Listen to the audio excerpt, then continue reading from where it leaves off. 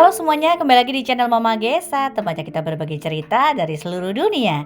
Dari mancanegara ada, dari Indonesia juga ada. Bagaimana kabar kalian semua hari ini? Pasti dalam keadaan yang sehat senantiasa ya, amin. Dan kali ini Mama Gesa akan membacakan sebuah cerita masih dengan seri yang sama, para detektif mungil. Kali ini judul ceritanya adalah apakah kupu-kupu bisa mencicipi daun dengan kakinya? Pertanyaan dan judul yang menarik sekali ya. Dan cerita ini masih dipersembahkan oleh Cressida Cowell. Yang pastinya stay tune terus di channel Mama Gesa untuk update cerita terbaru setiap harinya.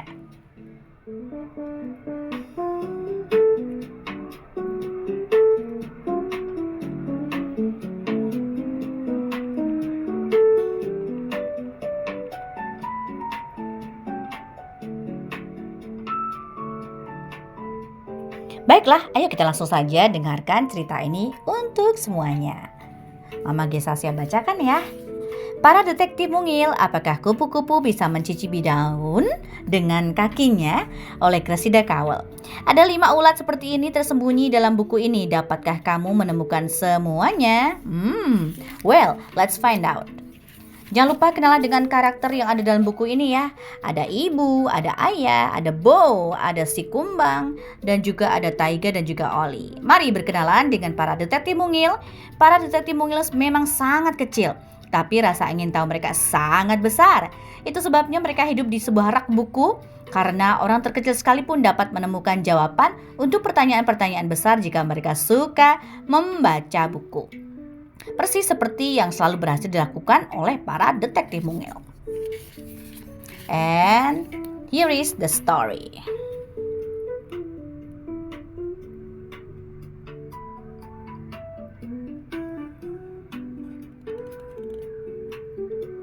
Suatu malam, para detektif mungil sedang menyiapkan makan malam. Tiba-tiba, Taiga, anak tengah dalam keluarga mungil, mengajukan satu pertanyaan besar. Apakah kupu-kupu bisa mencicipi daun dengan kakinya? Tentu saja tidak bisa, jangan konyol, jawab Oli. Sebagai anak tertua, Oli selalu merasa dirinya paling tahu. Sambil menunggu makan malam dingin, mari kita lompat ke dalam buku untuk menemukan jawabannya, ujar ibu. Jadi, para detektif mungil memanjat rak buku. Ibu pun memilih buku berjudul Berbagai Jenis Kupu-Kupu Pasifik. Kemudian, ayah mengikat benang merah di sekeliling pinggangnya. Tujuannya adalah supaya mereka bisa keluar dari buku setelah petualangan mereka berakhir.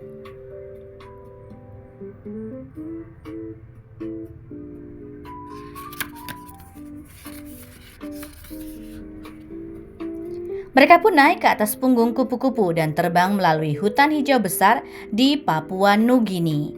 Cuaca di hutan itu panas dan lembab. Kupu-kupu ini disebut kupu-kupu macan kuning, kata ayah. Begitu kupu-kupu macan mendarat di atas lembar daun besar, keluarga mungil pun segera turun. Di sekeliling mereka banyak kupu-kupu warna-warni yang menakjubkan. Mereka terbang dengan lembut ke sana kemari. Kupu-kupu ini sangat indah, seru Taiga.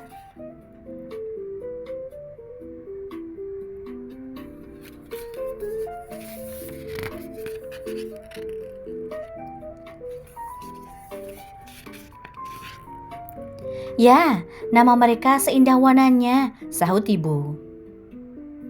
Jenis ini bernama kupu-kupu kaisar Pirus. Dan yang itu kupu-kupu sayap peta, karena sayapnya seperti peta. Di sebelah sana terdapat kupu-kupu yang jarang mengembara, yaitu kupu-kupu pita biru. Salah satu kupu-kupu mulai berjalan melintasi daun tempat dia berdiri. Lihat kupu-kupu itu, Taiga? Tanya ayah. Dia mencicipi daun untuk melihat apakah daun itu aman.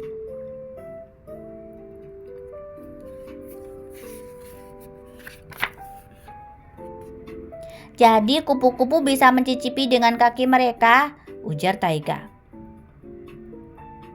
Kalau memang mau memakan daunnya, mengapa dia tidak mencicipi dengan mulutnya? Tanya Oli dengan kesal, karena dia tidak pernah suka jika dia salah. Dia tidak memakannya.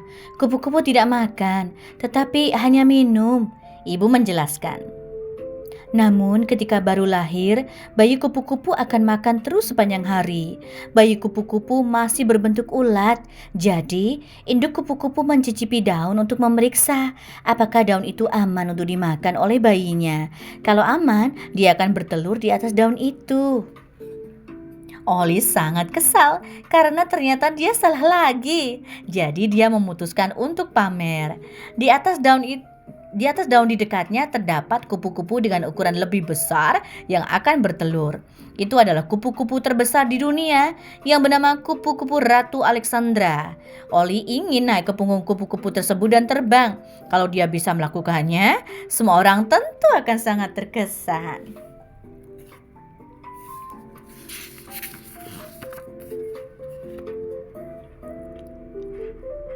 Ketika dia mau melompat ke atas daun tempat kupu-kupu itu berdiri, ibu berteriak kepadanya, "Jangan, Oli, jangan!"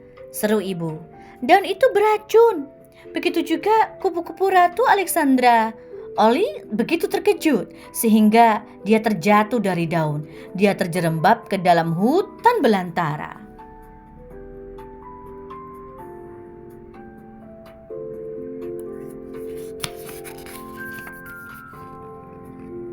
Untungnya, detektif mungil bisa naik ke atas sayap kupu-kupu Peta. Mereka segera terbang untuk menyelamatkan Oli.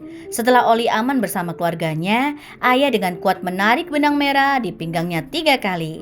Sayap kupu-kupu Peta pun segera mengangkat. Mereka naik melalui dedaunan hutan itu. Kemudian mereka berhasil kembali ke atas rak buku yang sejuk milik mereka sendiri. Kita lihat lagi ya. Wah, sangat menegangkan bukan teman-teman? Wow. "Apa yang kamu lakukan, Bu?" tanya ayah saat para detektif mungil duduk untuk makan malam. "Aku ingin melihat apakah aku bisa mencicipi makanan dengan kakiku seperti kupu-kupu," jawab Bu.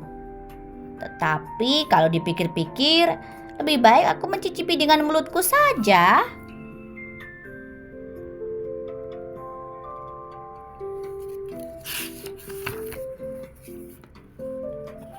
Lucu sekali cerita ini ya teman-teman ya. Oke, itu adalah akhir dari cerita seri Para Detektif Mungil by Cressida Kawal. Mama Gesa akan kembali dengan cerita berikutnya yang tidak kalah menariknya. So, jangan lupa like, comment, subscribe di channel Mama Gesa. Sampai jumpa, sampai ketemu lagi di cerita berikutnya. Bye!